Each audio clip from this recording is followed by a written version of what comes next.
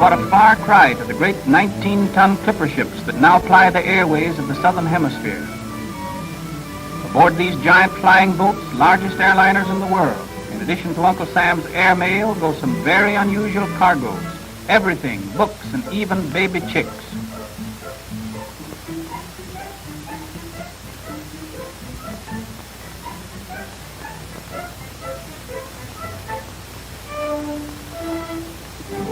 And it's all aboard for Havana, Kingston, Trinidad, and all points south, to Rio de Janeiro and even Buenos Aires, now only 5 days away. A full list of 40 passengers leave the Pan American Gateway at Miami for the West Indies and Central and South America.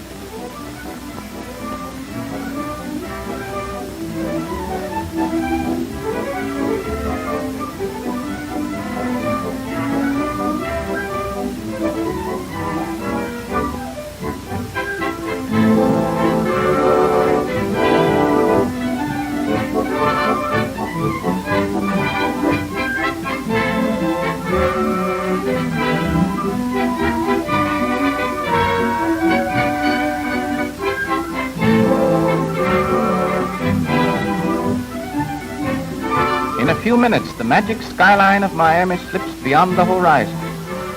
Before long, we pass this last tip of the North American mainland, just like it used to look in the old school geography. Then we're out over the blue waters of the Gulf Stream, speeding to Cuba at better than 2 miles a minute.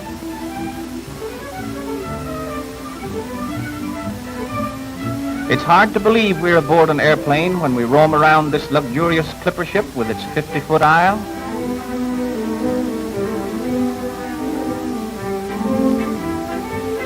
There's a steward's buffet from which meals and refreshments are served, and even a smoking salon.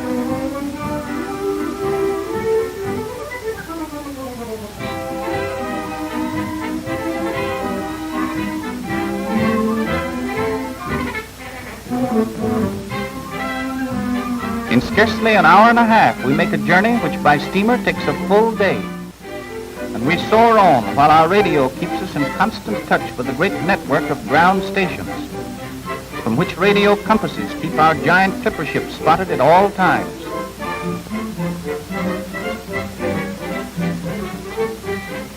Our airliner is under the guard of 3 radio stations every minute we're aloft, to keep the airmail, passengers, and express on schedule. Each radio station is a complete weather bureau.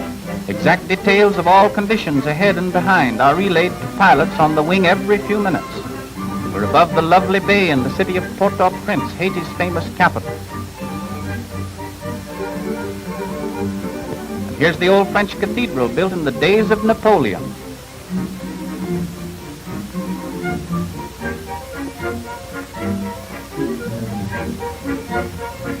This white marble capital, palace of Haiti's president, is a glistening landmark in these southern islands.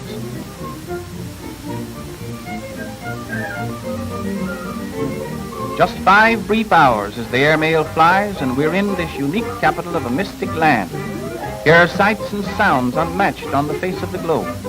Here's a land where the eerie throbbing of native drums rolls down from the hills in the brilliant moonlight of the Haitian night. Here's the land where a slave once rose to be a king in agriculture with startlingly primitive tools. Here, for instance, is a hand-driven lathe. And here's a trimmer that works on bed springs.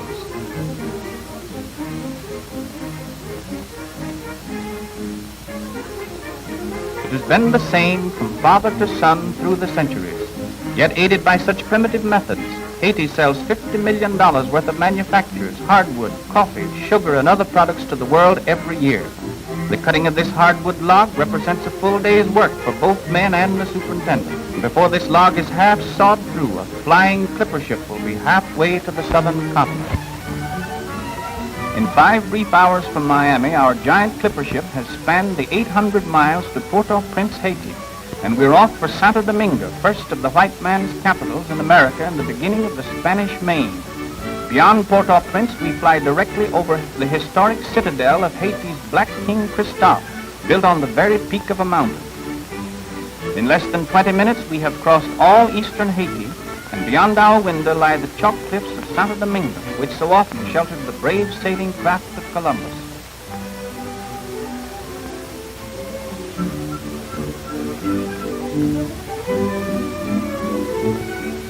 A few minutes more through a cooling tropic shower, we're cruising by the ancient city of Santo Domingo itself, founded more than 4 centuries ago by Columbus.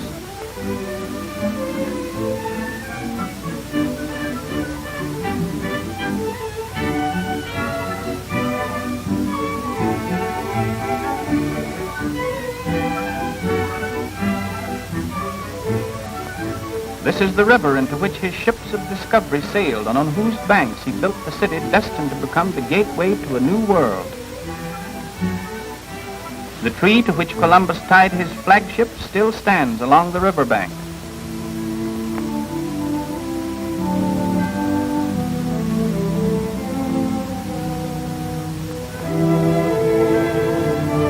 And here in the heart of the city he founded and which later refused him entrance and sent him back to Spain in disgrace is the first cathedral ever built in the Americas.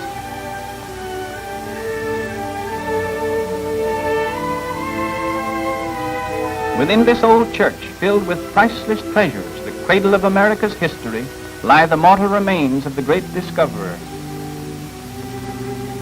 These bells were among the many gifts of Ferdinand and Isabel and many of the crowned heads of Europe to Columbus and to this historic shrine.